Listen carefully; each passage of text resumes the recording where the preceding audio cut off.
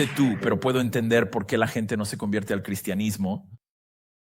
Quiero decir, dejando de lado a los cristianos locos, hay milagros fantásticos como columnas de fuego, burros que hablan y peces gigantes que se tragan a un hombre. Y luego está Jesús, nacido de una virgen, ¿en serio? Haciendo milagros aún más fantásticos como alimentar a decenas de miles con 5 panes de pita y 2 pececillos, o caminar sobre el agua, o calmar tormentas.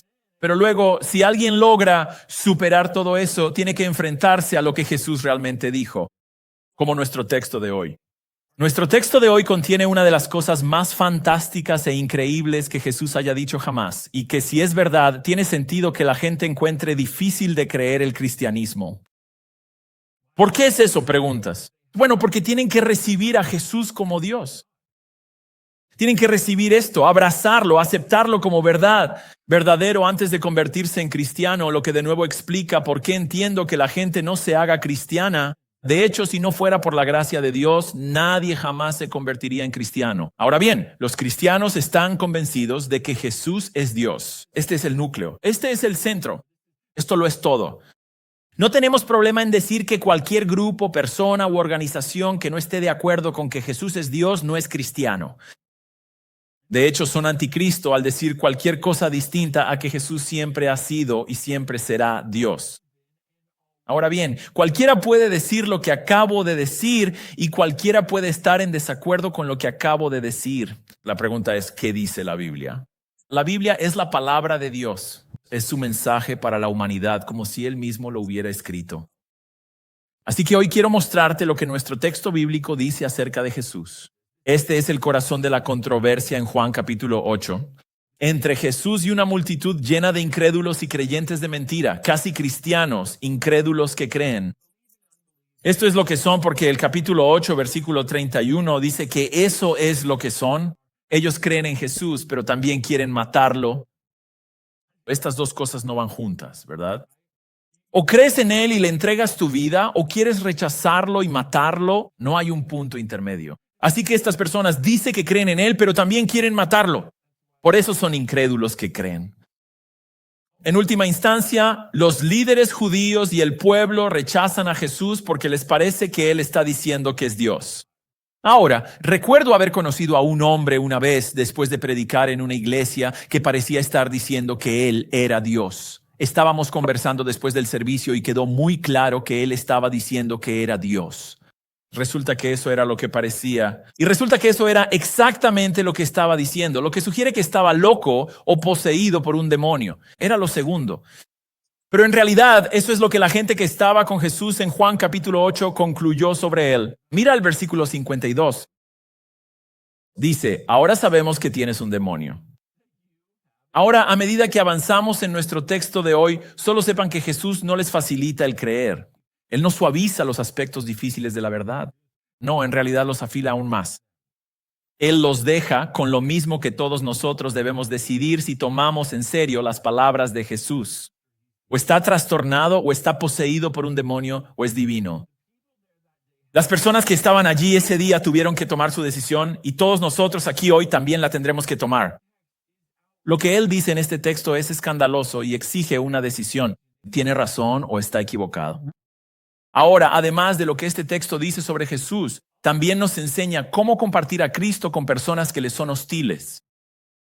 Y lo hacemos como lo hizo Jesús, con gracia, amabilidad y compasión. Él no los fulminó a todos por su blasfemia contra él en múltiples ocasiones, pero también lo hizo con claridad, verdad y valentía, tal como él lo hizo. Esto es lo que veremos hacer a Jesús en nuestro texto, pero nuestro objetivo principal hoy es ver lo que este texto dice sobre Jesús. Así que comencemos en el versículo 51 para tener contexto.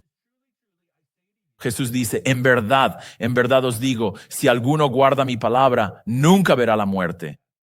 Los judíos le dijeron, ahora sabemos que tienes un demonio. Abraham murió, al igual que los profetas, y tú dices, si alguno guarda mi palabra, nunca probará la muerte. Jesús ofrece misericordia a estos creyentes que quieren matarlo y ellos ignoran la oferta de misericordia. Decir que su palabra libra a las personas de la muerte, ellos piensan que lo convierte en un hereje arrogante y poseído por un demonio, a menos, por supuesto, que lo que él dijo sea. ¿verdad? Pero eso es algo que ellos no pueden comprender, ni siquiera pueden aceptar eso como una posibilidad. Así que en el versículo 53 le hacen más preguntas, casi como si intentaran que dijera algo para meterlo en problemas. Versículo 53, ¿eres tú mayor que nuestro padre Abraham que murió y los profetas murieron? Su pregunta asume una respuesta negativa, como no, por supuesto que no. Nunca diría que soy mayor que Abraham. Pero esto es irónico, ¿verdad? ¿Por qué? Bueno, porque en realidad él sí es mayor que Abraham y mayor que todos los profetas. Ahora Jesús va a responder a esta pregunta hasta el versículo 58. Pero antes de llegar ahí, si el versículo 51 es cierto, que aquellos que guardan su palabra nunca experimentarán la segunda muerte en el infierno, eso haría de Jesús el hombre más grande que haya existido o un mentiroso. Así que ellos hacen una segunda pregunta, solo para aclarar un poco. ¿Cuál es realmente el meollo del asunto para ellos? Versículo 53. ¿Quién te crees que eres para hablar así? Lo que vemos en este texto es, punto número 1, la superioridad de la deidad. La superioridad de la deidad. Si estás tomando notas, el punto número 1 es, ¿Jesús es mayor que Abraham? Sí, lo es. ¿Es mayor que todos los profetas? Sí, lo es. ¿Qué lo hace mejor que cualquier hombre que haya vivido o que vivirá? Respuesta, Él es Dios. Hacia ahí se dirige este texto, pero no es solo este texto. Filipenses 2, versículo 6, por ejemplo, este texto dice acerca de Jesús, Él no consideró el ser igual a Dios como algo a lo cual aferrarse, lo que significa que no se aferró a ello ni se negó a soltarlo. No, Él lo deja ir en el sentido de que añade humanidad a su deidad para ser castigado en lugar de la humanidad pecadora en la cruz. Y porque Él soportó eso como siervo en obediencia a Dios, dice en el versículo 9, Dios lo exaltó hasta lo sumo, lo exaltó grandemente y le dio el nombre que es sobre todo nombre, para que en el nombre de Jesús toda rodilla se doble y toda lengua confiese que Jesucristo es el Señor. Así que solo Él, solo Jesús es el Señor, lo que lo pone por encima de ¿qué? Por encima de todos. Abraham se arrodillará. Moisés se arrodillará, David se arrodillará, todo profeta se arrodillará, Mahoma se arrodillará, Buda se arrodillará, Joseph Smith se arrodillará, cada celebridad, cada político, cada rey, cada reina, cada uno de nosotros, todos nosotros, sin mencionar a cada ángel caído, demonio, el mismo diablo, todos ellos, todos se arrodillarán, todos confesarán, lo que significa que estarán de acuerdo y proclamarán que Jesús es el Señor. Así como el sol eclipsa a todas las estrellas, así Cristo nos eclipsa a todos nosotros, a cada uno. Él no tiene rivales. Y eso es porque como Dios que se hizo hombre para salvar a los hombres de nuestros pecados, Jesús y solo Jesús es el héroe del cristianismo, ¿verdad? Ningún pastor, ningún autor, ningún maestro, ningún orador, ningún misionero es el héroe del cristianismo. Nadie. Podemos admirarlos por el Cristo que vemos en ellos, pero nadie merece estar en un pedestal. Jesús ya está allí. Esa es su casa, ahí es donde pertenece. Él pertenece a un círculo de ganadores únicos por muchas razones, y una de ellas es que posee la superioridad de la divinidad. Él es superior a todos porque es Dios. Ahora Jesús comienza a responder a sus preguntas en el versículo 54. Echa un vistazo. Jesús respondió, si me glorifico a mí mismo, mi gloria no es nada. Hagamos una pausa aquí. Él no va a traer honor a sí mismo. Él no va a decir, bueno, sí, soy mayor que Abraham. Él no va a hacer eso, aunque sea verdad.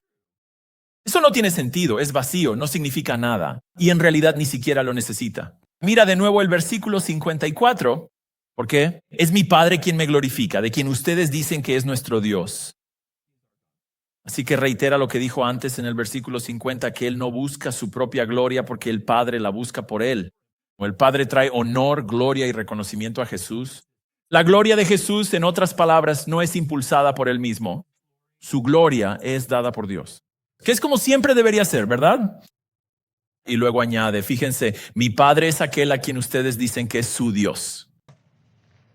Es su propio Dios, el Dios de Abraham, Isaac y Jacob. Es su propio Dios a quien Él llama Padre.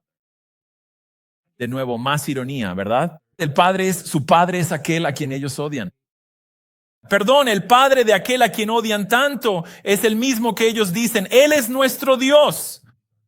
Eso es como, ups, eso es un gran error. En todo esto vemos el punto número 2, la exclusividad de la deidad. La exclusividad de la deidad. Palabra grande, lo sé, pero ¿qué significa? Significa que nadie tiene a Dios a menos que también tenga a Jesús. Nadie, ni una sola persona. Las personas que estaban allí ese día discutiendo con Jesús pensaban que Dios y ellos estaban bien. Ellos están bien. Pero Jesús es claro. Dios estaba de su lado. Dios le estaba dando gloria. Así que resistirlo, rechazarlo, es estar del lado equivocado de Dios. Es estar bajo la ira de Dios, no bajo su bendición, sin importar la posición, las cosas buenas, la influencia, riquezas, dones, talentos o privilegios que tengan. Rechazar a Cristo es estar sin Dios. Punto. Hay muchos textos a los que podemos acudir para esta idea, pero solo escucha uno. Escucha a Jesús en Mateo 11:27. Él dice, todas las cosas me han sido entregadas por mi Padre, y nadie conoce al Hijo sino el Padre, y nadie conoce al Padre sino el Hijo y aquel a quien el Hijo quiera revelarlo, para revelarlo. Entonces, ¿qué está diciendo? Está diciendo que solo Él puede revelar a Dios a alguien, o de lo contrario, nunca conocerán a Dios. En otras palabras, Él es el camino exclusivo. Él es la única manera de conocer al único Dios que existe. Es otra forma de decir Juan 14:6, que cito, nadie viene al Padre. Nadie viene al Padre sino por medio de Jesús, con una sola excepción. Y fíjense que Jesús dice, mi Padre me glorifica. Aquel que dices que es tu Dios. Eso es lo que dices, pero no es la verdad. ¿Por qué? Porque su Padre, versículo 44, ¿quién es? Su padre es Satanás. Piénsalo. Todo tipo de personas dicen que Dios es su Dios, pero solo aquellos que creen en Jesús tienen a Dios como su Dios. Y eso es porque 1 Juan 2:23. Nadie que niegue al Hijo tiene al Padre. ¿Cuántos pueden negar al Hijo y aún así tener al Padre? ¿Cuántos? Nadie, ninguno, nadie, ni siquiera uno. O dicho de otra manera, Jesús dice en Juan 8:24 que debes creer que yo soy. Debes estar comprometido con la verdad de que Jesús es Dios o morirás en tus pecados. Así que tener a Jesús como Dios es tener al Padre. Rechazar a Jesús como Dios es quedarse sin Dios, dejando a la persona aún en sus pecados. Ahora Jesús profundiza en su relación con Dios, comenzando en el versículo 55, pero regresa al versículo 54. Él dice, es mi Padre quien me glorifica, de quien ustedes dicen que es nuestro Dios, pero ustedes no lo han conocido. Yo lo conozco. Así que ellos dicen que Dios es su Dios. ¿Y cuál es la evaluación de Jesús sobre eso? Ellos no lo conocen. Ahora, este texto es interesante porque Jesús usa dos palabras diferentes para conocer en este pasaje. En el primer uso, Él dice que ellos no lo conocen. Él está diciendo que no tienen información verdadera sobre Él. No han adquirido un conocimiento preciso acerca de Él. Pero ese es el único tipo de información que Jesús tiene cuando se trata del conocimiento de Dios. Porque las demás veces que usa la palabra conocer, utiliza una palabra diferente a la primera vez. Esta palabra para conocer significa pleno, directo. Un conocimiento íntimo, inherente, intuitivo de Dios. Así que es el conocimiento de la información versus el conocimiento de la relación, como escuchamos el fin de semana pasado del pastor Jeremiah en su sermón. Y luego Jesús enfatiza este punto, versículo 55. Si yo dijera que no lo conozco, sería un mentiroso como ustedes, pero sí lo conozco y guardo su palabra. Quiero decir, ¿dónde está ese Jesús manso y humilde? Es un poco ofensivo. Él lo dice con fuerza. Afila la verdad aquí para ellos. Y les muestra, sin lugar a dudas, el contraste absoluto entre la verdad y el error, entre su relación con Dios y la de ellos. Y fíjense, al final del versículo hay una conexión entre el conocimiento de Dios y la obediencia. Él conoce a Dios y porque Jesús conoce a Dios, hace lo que Dios dice. Así que en este versículo, punto número 3, vemos la intimidad de la deidad. la intimidad de la deidad. Como Dios, Jesús conoce al Padre de manera directa, inherente, intuitiva. Esto habla de la relación íntima que existe entre el Padre y el Hijo. Esto es Juan 1:1. Comienza, en el principio era el Verbo, y el Verbo, Jesús, estaba con Dios. La palabra con no significa simplemente en el mismo lugar que, como si estuvieras con alguien ahora mismo, tal vez. Esta palabra habla de relación, habla de estar en la presencia de alguien, habla de estar cara a cara con alguien. Así que las palabras cercano o íntimo que usaríamos para tratar de describir esto realmente no alcanzan a expresar esta profunda interconexión entre el Padre y el Hijo. Jesús puede decir que tiene un conocimiento directo e íntimo del Padre porque siempre estuvo con el Padre. O como dice Juan 1:18, Jesús estaba, cito, al lado del Padre. Nuevamente, hablando de la relación más cercana, íntima y profunda de amor, confianza y conocimiento que existe, un autor incluso lo expresó de esta manera. Él dijo que cuando Dios nos dio a Jesús fue como si nos hubiera dado su corazón. Así de cercano es. Esto significa que no solo Jesús conoce a Dios directamente, sino que debido a este conocimiento directo, nadie conoce al Padre mejor que Jesús. No hay ni una sola cosa que Jesús haya dicho que no sea precisa, especialmente lo que dijo acerca de Dios. Ahora piénsalo, conocer a alguien, estar con alguien o estar a su lado implica al mismo tiempo ser una persona separada de aquel a quien conoces y con quien estás, ¿verdad? Quiero decir que conoces a tu cónyuge y que estás con él o ella supone que no eres esa persona, ¿cierto? Es como, vaya, vine a la iglesia para eso. Sí, aquí es donde entra la idea bíblica de la Trinidad. El Padre es Dios, el Hijo es Dios y el Espíritu Santo es Dios, pero aún así hay un solo Dios. Un solo Dios, tres personas y tres personas de tal manera que el Padre no es el Hijo no es el Espíritu y el Espíritu no es el Padre y viceversa. El Padre no es el Espíritu no es el Hijo y el Hijo no es el Padre. Así que un solo Dios, tres personas distintas. Por eso Jesús puede conocer al Padre y estar con el Padre, pero no ¿qué? No ser el Padre. Aunque hay un solo Dios, hay tres personas distintas que son igualmente llamadas Dios. Ahora, si expliqué eso demasiado rápido o si fue confuso y quieres profundizar más en este tema, puedes ir a nuestro sitio web o canal de YouTube y escribir Trinidad. Hice mi mejor esfuerzo a través de varios mensajes para tratar de explicar esta enseñanza bíblica sobre la Trinidad. Tiene sentido, aunque de lo que estamos hablando es de este Dios infinitamente más allá de nosotros. Y recuerda lo que vimos al final del versículo 55. La intimidad con Dios lleva a la obediencia a Dios. Así como Jesús dice en Juan 14:23, si alguien me ama, guardará mi palabra. Y luego escucha la intimidad. Y mi Padre lo amará, y nosotros, el Padre y el Hijo, vendremos a él y haremos morada con él. El que no me ama no guarda mis palabras. La obediencia fluye de la intimidad. Cuanto más amas a Cristo por todo lo que ha hecho por ti, todo lo que ha hecho para salvarte, más lo amas, más vivirás para Él. Hoy en día, algunos quieren enfrentar el amor por Jesús y la obediencia a Jesús como si fueran opuestos, pero eso simplemente no es cierto. La verdad es su amor por nosotros nos lleva a amarlo a Él. Él nos amó, nosotros lo amamos porque Él nos amó primero, pero ese amor por Él, ¿a qué nos lleva? A vivir para Él en obediencia. Así que ten cuidado con cualquiera que minimice la obediencia para el cristiano. Nunca obedeceremos perfectamente, pero eso no significa que la obediencia no, ¿qué? No significa que la obediencia no importe. La obediencia a Jesús proviene del amor por Jesús. Crece en tu amor por Jesús. Y una de las pruebas de eso será una mayor obediencia a Jesús. Ahora, esto nos lleva al texto más confuso que veremos hoy, el versículo 56. Jesús dice, su padre Abraham se regocijó de ver mi día. Lo vio y se alegró. Bueno, ¿por qué es eso tan confuso? Bueno, ¿cuándo vio Abraham el día de Jesús? ¿Y cuándo le alegró ver el día de Jesús? ¿Y qué significa el día de Jesús después de todo?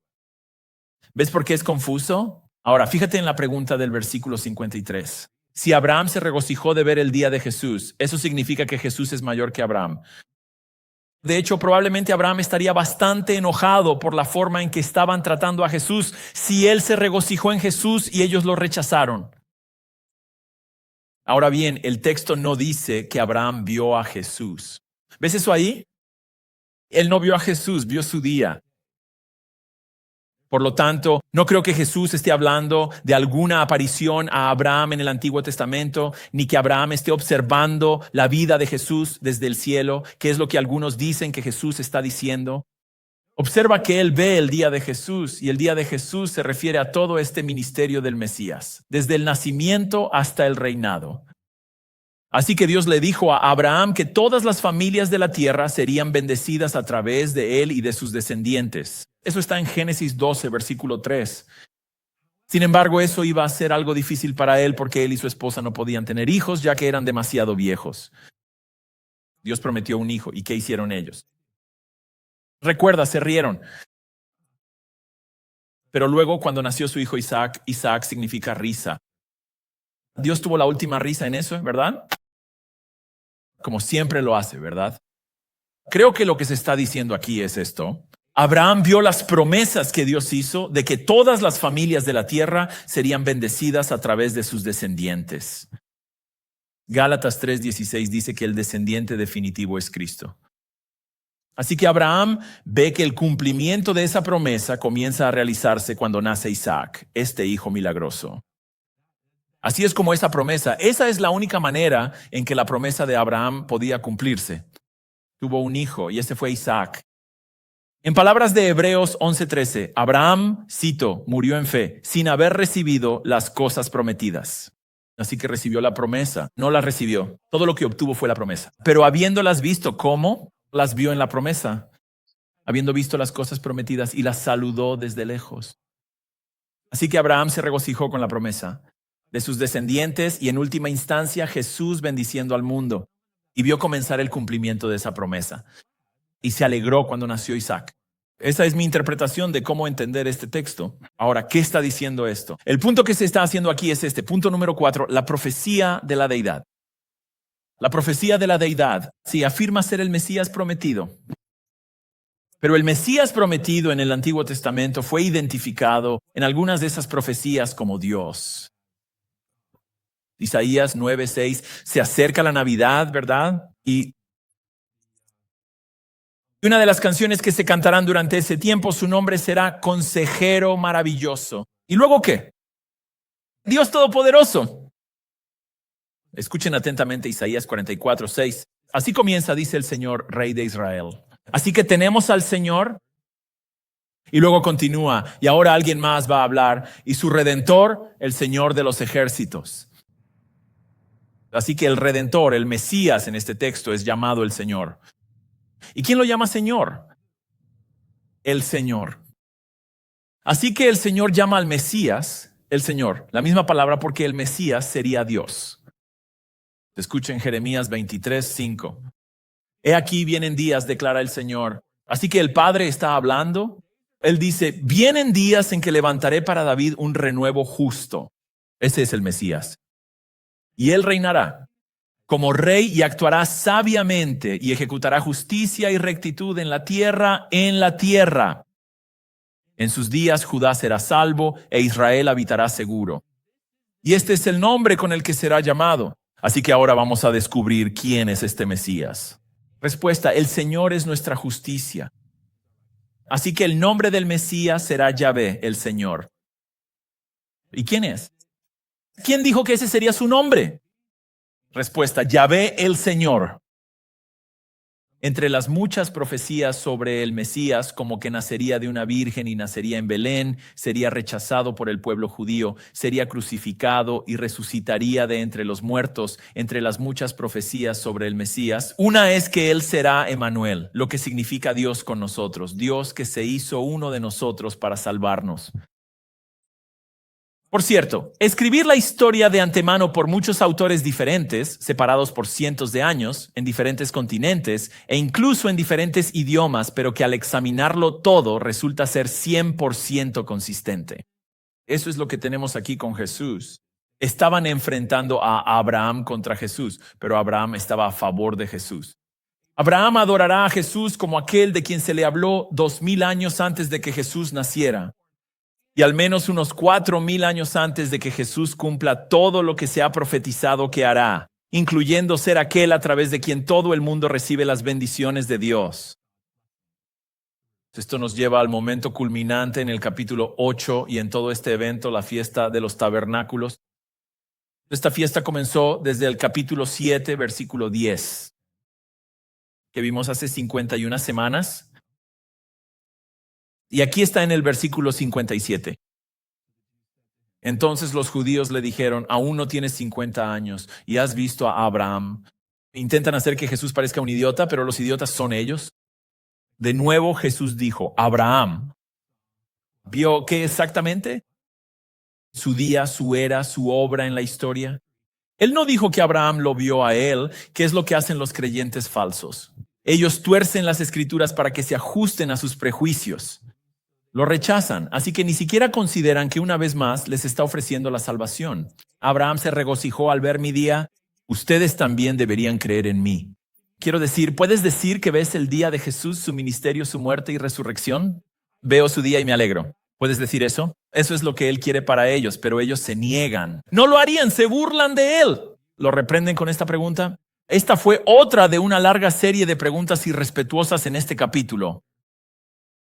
Bueno, ante esta falta de respeto, Jesús simplemente lanza otra bomba de verdad, una con la mayor cantidad de megatones de verdad hasta ahora en el capítulo 8.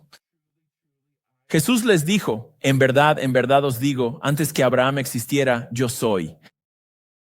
Ahora, vamos a profundizar en los detalles en un minuto, pero piénsalo. Acaban de burlarse de él por ver a Abraham, que ni siquiera es lo que él dijo, pero bueno. Se burlan de él por ver a Abraham, ¿y qué hace él? Pero no solo insiste en su postura, no solo lo lleva a otro nivel, lo lleva a un nivel infinito porque declara que Él es Dios. Cuando ellos piensan que esto es el colmo de la herejía, el colmo de la arrogancia, el colmo de la apostasía, precisamente así es como Jesús responde a su pregunta. De hecho, Él es su Dios. Y les voy a mostrar que eso es exactamente lo que Él dijo en lo que he llamado el punto número 5, el testimonio de la deidad, el testimonio de la deidad. No solo lo dijo, lo declaró. Él es Dios, Él es deidad, Él es divino. Él es la segunda persona de la Trinidad. Él es el Dios eterno. Él es todo lo que Dios es. Él es Dios, que se hizo ser humano y vivió entre nosotros para salvarnos de nuestros pecados. Eso es quien Él es. Él no es nada menos que Dios. Él no es nada más que Dios. Él es tan Dios como el Padre es Dios. Esa es la verdad acerca de Jesús. Ahora, profundicemos un poco en esto. Versículo 58, 5 puntos rápidos. Primero, noten el hecho de la deidad de Jesús. Para que no lo pasemos por alto, Jesús introdujo su testimonio sobre su deidad con las palabras, en verdad, en verdad. En otras palabras, antes de decirlo, Él dice, lo que estoy a punto de decir es un hecho, es realidad, es verdad. Y luego lo repite para dar énfasis. Es una verdad verdadera, es realmente cierto, es seguro. No duden de lo que estoy a punto de decir porque es un hecho, es realidad. Y luego, en segundo lugar, vemos la autoridad de la deidad de Jesús. Piénsenlo, Él añade las palabras, les digo, pero dice esto. Como aquel que también dijo, Juan 7:16, mi enseñanza no es mía, sino de aquel que me envió. O Juan 8:28, no hago nada por mi propia cuenta, sino que hablo tal como el Padre me enseñó. Y esto es porque en Juan 12:49 Jesús dice, yo no he hablado por mi propia cuenta, sino que el Padre que me envió me ha dado un mandamiento sobre lo que debo decir y lo que debo hablar. Por lo tanto, lo que digo, lo digo tal como el Padre me lo ha dicho. Así que cada cosa que Jesús dijo, la dijo porque el Padre la dijo primero, incluyendo, antes de que Abraham fuera, yo soy. En última instancia, todos deberían aceptar el testimonio de Jesús sobre su propia divinidad, porque si Él lo dijo, Dios lo dijo primero y Dios no puede mentir, lo que significa que lo que Jesús dijo aquí es la verdad desde la máxima realidad. Autoridad, lo que nos lleva al número 3, la eternidad de la deidad de Jesús. Perdón por usar otra palabra complicada que nadie utiliza, pero escuchen lo que dice Jesús. Antes de que Abraham fuera, yo soy. Ahora bien, Jesús no afirmó haber venido a la existencia antes que Abraham. Eso no es lo que está diciendo. Él no está diciendo que es preexistente. Si eso fuera lo que estuviera diciendo, habría dicho, antes de que Abraham fuera, yo era. Yo vine a la existencia antes que él. Pero está diciendo algo mucho más grande que simplemente haber existido antes que Abraham. Está contrastando a Abraham, quien comenzó a existir consigo mismo. Está diciendo que antes de que Abraham llegara a existir, yo ya existía y siempre existiré. Esto es una afirmación de ser eterno, sin principio ni fin, igual que Dios, porque eso es lo que Él es. En otras palabras, no hay ningún momento en el tiempo en el que Jesús no existiera ya. De hecho, esta es la primera frase en todo el libro de Juan. En el principio era el Verbo. El Verbo, Jesús, ya existía. Él ya existía cuando el tiempo y el espacio comenzaron a existir.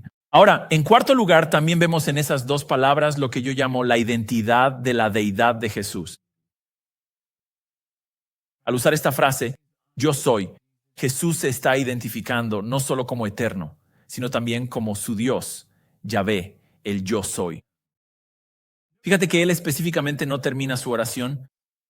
Simplemente lo deja en yo soy, como yo estoy aquí, yo soy eterno, yo soy Dios. Simplemente lo deja así, pero lo hace a propósito. Para que sus oyentes hagan una conexión, para que nosotros hagamos la misma conexión, que él está aludiendo a textos como Éxodo 3:14 e Isaías 43:10 y aplicando el yo soy de esos textos a sí mismo. Que él es el Dios de Abraham, Isaac y Jacob, el que habló con Moisés y dio la ley, el que sacó a los israelitas de Egipto y los llevó a la tierra prometida, quien libró sus batallas, instaló a sus reyes, estableció su nación y fundó su religión. Jesús es él. Lo que nos lleva al quinto punto, el odio hacia la deidad de Jesús. El odio hacia la deidad de Jesús. Por si acaso no nos damos cuenta de que Jesús se declaró Dios, por si pensamos que está diciendo otra cosa o algo menos, que en realidad no está diciendo eso. Las personas que estaban allí ese día nos lo dejan claro. Esto es exactamente lo que él estaba diciendo. Versículo 59. Entonces recogieron piedras para arrojárselas. Según Juan 2:20, el templo estaba en construcción, así que en ese momento se podían encontrar piedras fácilmente. ¿Por qué quieren entonces arrojarle piedras hasta matarlo? Este es el castigo por la blasfemia. Levítico 24:16 que dice, cualquiera que blasfeme el nombre del Señor será condenado a muerte. Toda la congregación lo apedreará. Afirmar ser un gran hombre no es blasfemia, ni siquiera afirmar ser el hombre más grande que haya existido. Eso no es blasfemia. Tampoco lo es afirmar ser un ángel, pero declararse Dios, eso sí lo sería. Eso sí calificaría. Eso merecía la pena de muerte, pero solo después de un juicio justo y sobre la base de testigos creíbles, pero no así. Están tan enfurecidos que simplemente van a matarlo en el acto. Roma ni siquiera les da la autoridad para hacer eso. De todos modos lo van a hacer. No les importa. ¿Tenía que morir porque se declaró Dios? Qué irónico.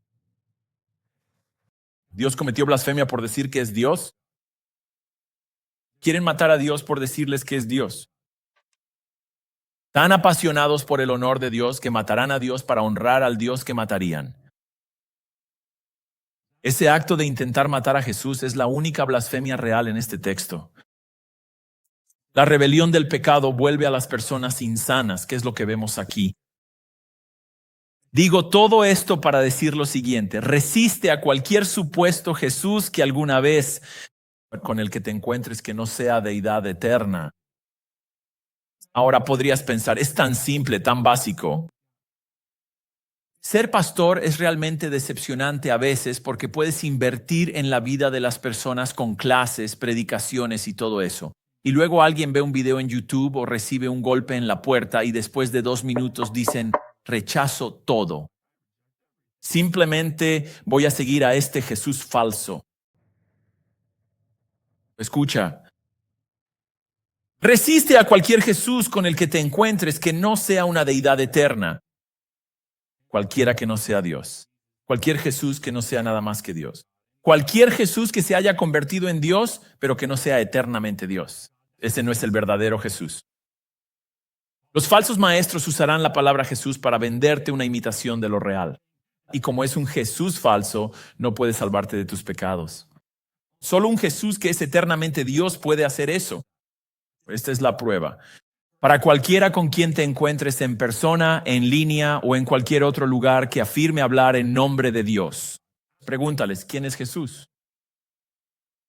Y como decía uno de mis profesores, después de que hablen y hablen sin decir nada concreto, si nunca llegan a esto, pregúntales, aclara, ¿quién es Jesús? Y si no llegan a esta respuesta, diles, está bien, gracias por eso, pero ¿es Dios?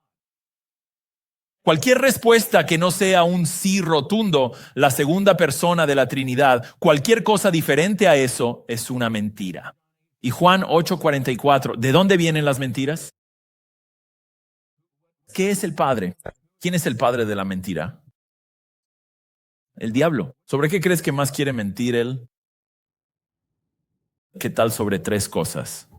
¿Quién es Jesús? ¿Qué hizo él? ¿Y cómo recibes los beneficios de lo que él hizo? Por eso hay tantos Jesús falsos por ahí. Pero solo hay uno verdadero y él es el Señor Jesucristo. Recíbelo por quien realmente y verdaderamente es el Dios hombre enviado aquí para salvarte de tus pecados cuando crees en él. Después de toda la gracia y toda la verdad que Jesús les muestra a estas personas, estos que fingen creer, personas que parecen creer en él, pero en realidad no creen porque quieren matarlo. Después de todo eso, gracia y verdad simplemente a raudales como un torrente. El capítulo 8 termina con estas tristes palabras: Jesús se escondió y salió del templo. Ya sea que Jesús se haya escondido a sí mismo o que el Padre lo haya ocultado, el texto no es claro, pero de cualquier manera logró escapar ileso de esta turba sedienta de sangre. ¿Al menos qué? Al menos por ahora. Se fue en secreto, así como Juan 7:10 dice que llegó a esta fiesta en secreto, lo cual es interesante. Ahora, Hebreos 1:3 dice que Jesús, cito, es el resplandor de la gloria de Dios. Así que Jesús es la gloria de Dios. Ezequiel capítulo 11 describe la gloria del Señor saliendo del templo en juicio por los pecados del pueblo. Y parece que este texto recuerda a aquel, porque aquí Jesús, la gloria de Dios, sale del mismo templo en juicio. Un autor estaba estudiando la fiesta de los tabernáculos en la literatura judía antigua y notó algo interesante sobre esta fiesta en Juan capítulo 8. Él escribe, es irónico que en la fiesta de los tabernáculos los judíos rechazaron a Jesús y, por así decirlo, le dieron la espalda. La Mishnah, que son estas fuentes judías antiguas, describe uno de los rituales diarios de esta fiesta que dura una semana. Y así cada día 2 sacerdotes iban a la puerta oriental, se daban la vuelta para mirar hacia el oeste y hacia el templo y decían al pueblo, nuestros padres, cuando estaban en este lugar, se volvieron de espaldas al templo y sus rostros hacia el este y adoraron al sol. Pero en cuanto a nosotros, nuestros ojos están vueltos hacia el Señor. Y el autor continúa, mientras los sacerdotes se distanciaban de sus antepasados, quienes dieron la espalda al templo para adorar al sol, así también los judíos en Juan 8 dieron la espalda al propio Señor cuando se negaron a adorarlo a través de su Hijo, el Señor Jesucristo. Tenían una decisión que tomar: adorar a Jesús como el Dios que realmente es o rechazarlo por afirmar ser Dios. Difícil de creer. Lo sé, lo entiendo. Pero tú y yo tenemos la misma decisión delante de nosotros ahora mismo. ¿Qué vas a decidir? ¿Recibirlo o rechazarlo? Otro autor lo expresó de esta manera. Él dijo que como hombre, Jesús huyó de las piedras en Juan 8. Pero ay de aquellos de cuyos corazones de piedra huirá Dios porque rechazan a Cristo. ¿El equipo va a volver en un momento para cantar una vez más antes de que lo hagan? Oremos.